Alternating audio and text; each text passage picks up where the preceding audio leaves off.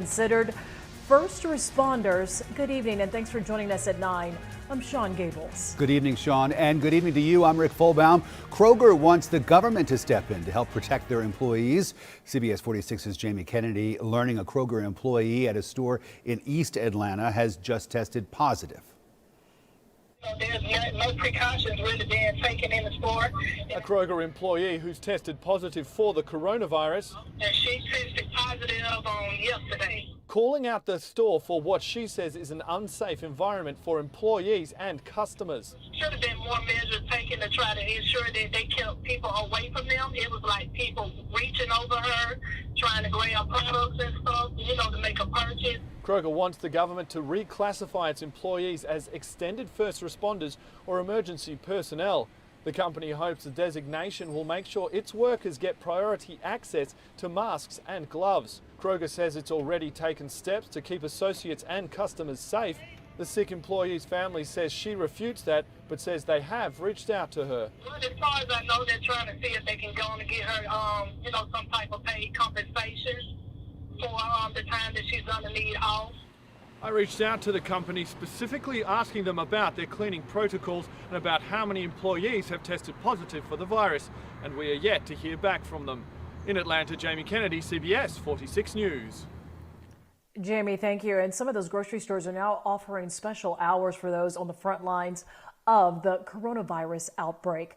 Publix says it will open early and close late for first responders and hospital staff. They are invited to shop from 8 p.m. until 9 p.m. on Thursdays and from 7 a.m. until 8 a.m. on Fridays. Publix pharmacies will also be open during those times. Sam's Club also reserving special hours for healthcare workers and first responders. They're calling them hero hours. They will be on Sundays from 8 a.m. until 10 a.m. Sam's Club says it will give out face masks and gloves during the special hours and encourage social distancing. All new at 9, coronavirus cases topping 15,000 in Georgia. The Department of Health's latest report showing 15,260 cases. 576 people have died from the virus. A quarter of those were in Fulton and Dougherty counties. States across the country are forming special task forces to determine the safest way to reopen during this pandemic. Georgia's task force is made up of 18 officials from the Health Department, the Education Department, and the general manager of Hartsfield-Jackson International Airport. Governor Kemp formed the group back in February before Georgia had even had its first confirmed coronavirus case. A local economist says the process, whenever it happens, will be gradual. The doors aren't going to go open. We're going to creak them open a little bit and take a look again. And people aren't going to like it. But I think that's going to be best for the long run health of our citizens. And Governor Kemp said at a news conference earlier this week that his primary focus is expanding coronavirus testing. Appreciation on display for healthcare workers on the front lines. Emergency vehicles paraded in front of the CDC, Emory University Hospital, and other healthcare facilities during tonight's shift change. More than 100 first responders participated in the parade. CBS 46 getting results tonight for a local senior living facility pleading for help tonight during the coronavirus outbreak. A woman at the Forest at York and Noonan says they are in desperate need of supplies to keep residents and the staff safe. And that's where CBS 46's Tracy Bragg is as he stepped in to help. That's right, Sean. To many of us, this is just a mask, but to the folks inside that senior living facility, this is a potentially life-saving tool. We look out for suspicious activity and to help protect our community. Joe and her husband, Bobby Jones, started a neighborhood watch group in their senior living facility 7 years ago. These days, many of the neighbors they vowed to protect are asking the same question. Do you have an extra one? I don't want to leave the house because I need a mask. Many of those asking are in their 80s and a few are even in their 90s. So Jones decided to call CBS 46. If anybody could donate 85 masks for our senior community, it would be so ever appreciated. I began searching for donors. That search led me to Grant Wallace. He made it his mission to help small business owners during this pandemic. Every little bit helps, right?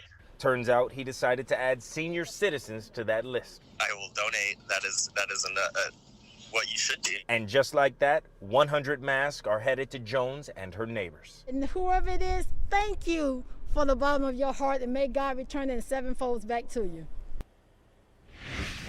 Wallace tells me the seniors can expect the much needed delivery in 7 to 10 days. Reporting live in Noonan, I'm Trayson Bragg, CBS 46 News. Trayson getting results. Great job out there. Now make sure you check your bank accounts. The IRS has sent out a round of stimulus payments today. We hope you got yours. The IRS now says an estimated 80 million Americans should have received their deposits already. If you are not one of them, the IRS just launched a Get My Payment tool where you can check for your status. It's available right now on irs.gov. If ATC Income Tax Service prepared your tax returns, you're going to have to wait just a little bit longer for your stimulus check. We have learned at CBS 46 that the money was deposited into MetaBank's account and not the customer's. ATC says you can get information on the status of your check on their website. I'm Alicia Roberts at the live desk. Happening at tonight's task force briefing, President Trump said money from China already paid to the U.S. Treasury will be distributed to farmers across America, quote, soon. It's estimated farmers could lose $20 billion this year due to COVID-19. Former Georgia Governor and Secretary of Agriculture Sonny Perdue also spoke today addressing food supply concerns. In the United States, we have plenty of food for all of our citizens. I want to be clear. The bare store shelves that you may see in some cities in the country are a demand issue, not a supply issue.